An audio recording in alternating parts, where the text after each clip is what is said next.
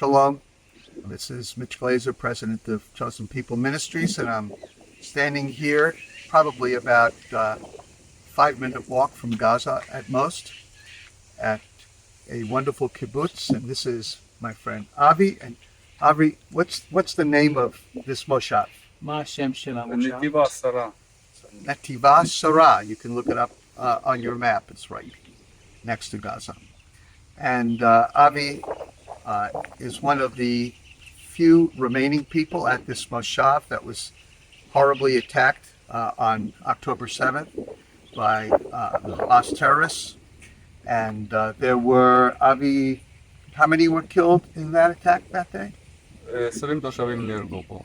20 citizens or residents were killed on that day. 20 citizens or residents were killed on that day. And Avi, thank God, was okay, and his family was okay. Yeah. And Avi, we have a lot of people who in the United States who like to pray, and so we'll pray for you and your family and 4 children. Yeah. 4 girls, by the way. 4 girls. I only have 2. Yes, תודה. וגם על הבנות שלך. תודה. And what should we pray for, Avi? Because you've experienced a lot of loss, friends, some of your livelihood. What should we pray for? שננצח ושלא יהיה את החמאס. That we will win and there won't be any more Hamas. That is a very simple, good prayer request. That's the most important. So you can come back, כן. and the others can come back and live in peace. And that's what we hope for. So would you remember to pray for victory specifically over Hamas? We're not talking about Palestinians.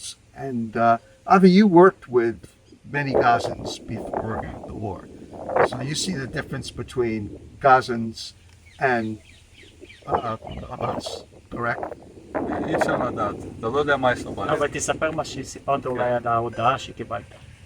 לא, יש איזה ערבים שמעזה שלחו לי הודעות, מה שלומך, פה ושם, אבל עדיין אי אפשר להסתמך עליהם ב100%, כי חלק מהערבים עבדו פה עזתים והם הביאו מידע לחמאס, וגם לא היה להם ברירה, עלו להביא מידע. כאילו אם לא היו מספרים, פשוט היו הורגים אותם.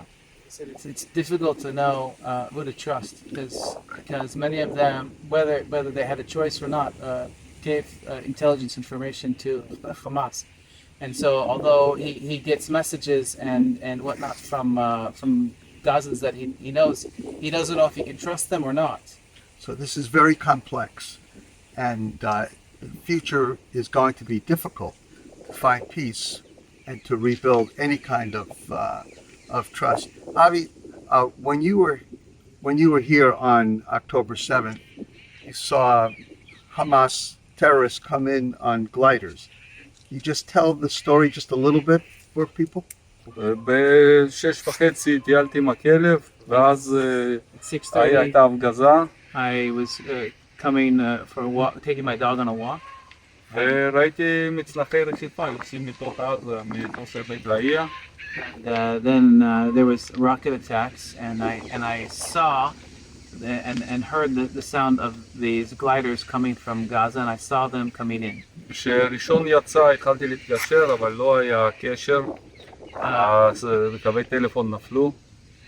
When I saw the first glider coming, I was starting to understand what was going on, but there was no, I wasn't really getting everything because there was no internet connection, data connection, Wi-Fi, so we didn't really know what was going on. ואז ראיתי עוד אחד יוצא, ואז אמרתי, אני חייב לתעד את זה ולראות איפה הוא נוחת.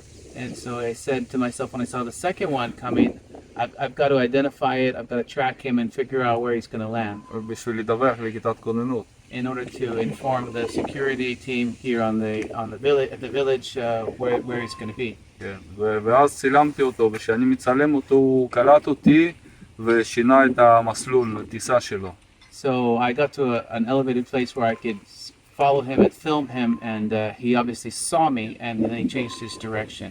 כן, ושהוא נחת כבר התחיל הירי והתחיל הבלגן, ואז הצלחתי להתקשר לשכן שהוא בכיתת כוננות, הוא היה בטבריה, בכנרת, So as soon as he landed, he started attacking.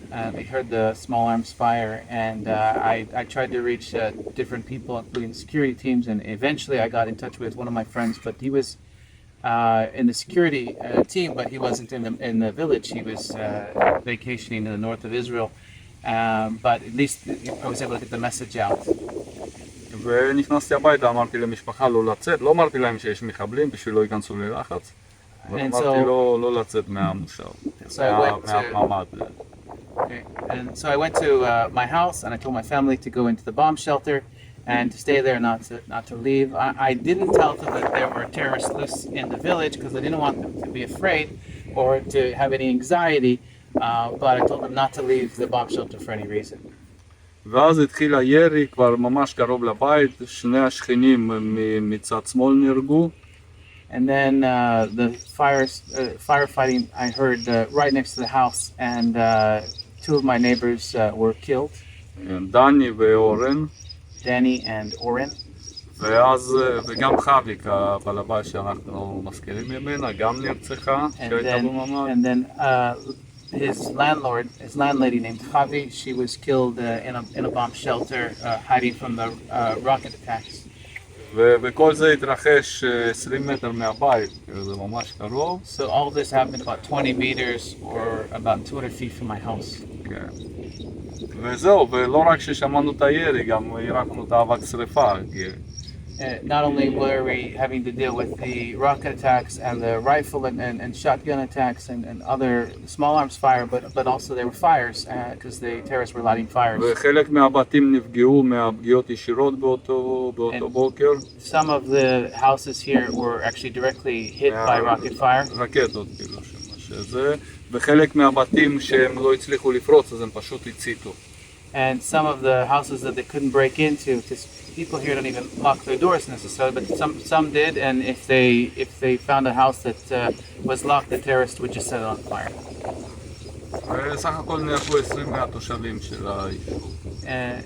In the end, 20 residents were murdered. בהמשך גם באו עוד 10 מחבלים שבאו ממחסום ארז, אבל כי היה להם רק נשק אחד, והם באו במטרה לפזוז. And then a bit later in the morning, 10 more terrorists entered, but they didn't come with heavy arms. They only came with one weapon each, and they came not to kill, but to steal. לא, יכול להיות גם להרוג, אבל עוד פעם, כאילו, היה להם נשק אחד, הם לא היו מאורגנים, אלא היה מדובר באספסוף. Okay, so they probably were ready to kill, but their main purpose in coming was אם just to הכיתת steal. כוננות לא היו מגיבים בזמן ועוצרים אותם, אז ייתכן שהיו מתעסקים גם ברצח, כמו שקרה בבארי או במקומות אחרים, בכפר עזה או בנחל עוז. So it could have happened here, what happened in other border towns like Be'eri and Nachal Oz and some of these other towns where these second wave of terrorists that came in started murdering people also. But the security team here captured them right away. They were very active, they were very responsive. And we can also thank Avi for that because he was one of the people who warned them right away. It's good to hear a positive end to one of these terrible stories. בסוף אנחנו נחזור. In the end, we'll return. There you go. That is positive. כי אם לא נחזור זה ניצחון שלהם. And he said, if we don't return, it'll be their victory. Yeah, that's true. Well, I think we'll close on that note. Mitch Glaser again speaking to you with Avi at this wonderful Moshav that was really devastated by Hamas terrorists, but will survive.